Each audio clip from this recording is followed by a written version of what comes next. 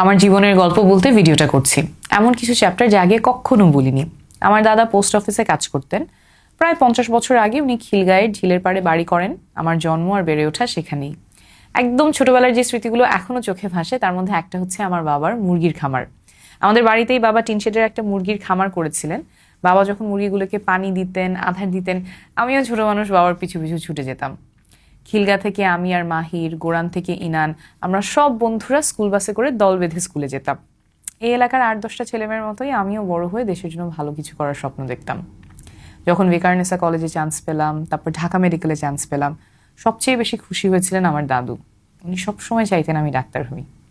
ঢাকা মেডিকেলে পড়ার সময় রানা প্লাজার ধস হলো। এখনো মনে আছে, আমাদের এমার্জেন্সিতে পা ফেলার পর্যন্ত জায়গা ছিল না। আমরা বন্ধুরা তখন একটা টিম করে আহতদের ডাক্তার দেখানো, রক্ত ম্যানেজ করা, ডায়ালাইসিস করাতে নিয়ে যাওয়া, সাধ্যমতো চেষ্টা করেছিলাম সাহায্য করার। বিপদের সময় মানুষের পাশে দাঁড়াতে পারা যে কতখানি তৃপ্তির, সেটা আমি সেদিন প্রথম গভীরভাবে অনুভব করি। সেই শুরু, তখন থেকে কোনো ক্রাইসিস দেখলেই খোঁজার চেষ্টা করি কিভাবে আমি মানুষকে সাহায্য করতে